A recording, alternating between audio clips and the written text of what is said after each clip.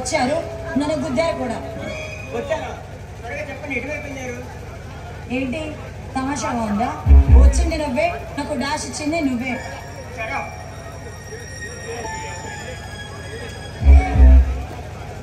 చిచ్చి, ఎవడసలు వీడు? కనీసం మానసలేదు. నన్ను కూడా ఆశించారుగా. పైగా నాకు షడప్ అని వెళ్ళిపోతున్నాడు. కనీసం సారీ కూడా చెప్పలేదు.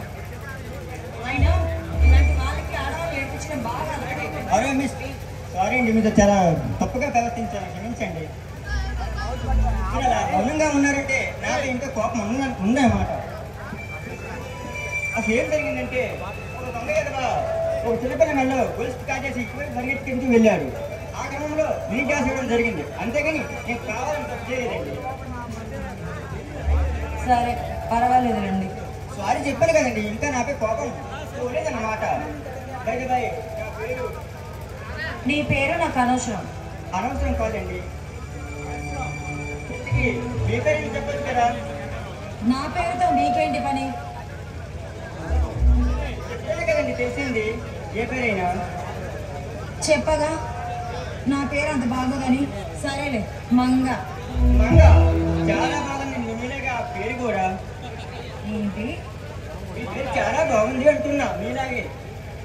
ఏ చేసిన వెటకారం చాలు, ముందు వెళ్ళి ఇక్కడి నుంచి. సరే కానీ ఎందుకు చెప్తారా కాస్త? ఎవరి కోసమా? నీకెందుకు? నా మొగుడు కోసం వెయిట్ చేస్తున్నాను. అవసరమా? పెళ్ళి అయిందా? అయ్యింది. 10 మంది పిల్లలు ఉన్నారు. మళ్ళీ 5 నెలల కడుపు. నీకేమైనా అవసరమా? నాకేం ప్రాబ్లం లేదులేండి, కానీ ఈ రోజుల్లో కూడా ఒక భర్త కోసం వెయిట్ చేస్తున్నారంటే చాలా గ్రేట్.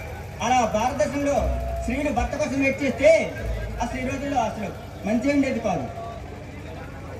అవునవును, నా కళ్ళు నా ఇష్టం. నేను వెయిట్ చేస్తాను, లేదంటే రాత్రంతా ఇక్కడే ఉంటాను. అసలు నీకేంటి ప్రాబ్లం? చూడండి మంగ గారు, ఈ ప్రదేశంలో మీరు ఒంటరిగా ఉండడం మంచిది కాదు. మీరు ఎవరి కోసం అయితే చూస్తున్నారో వారు వచ్చే వరకు మీకు పెంపనిద్దాం అనుకుంటే చాలా చీప్గా చూస్తున్నారు.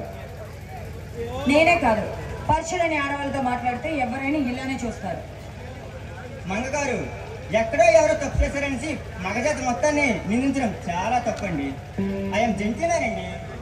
హలో, నువ్వు జెంటిల్మెన్ అయితే నాకేంటి, సూపర్ మ్యాన్ అయితే నాకేంటి? వెళ్ళి ఇక్కడి నుంచి. సరే, మీకు ఎవరో వస్తున్నారు చూడండి. అమ్మాయ్య, దరిద్రం వదిలిందిరా బాబు. మంగ, దొంగల నా గుండెలో దూరం అంత తేలిగ్గా వదులుతానా? అసలే పోలీసు అండి.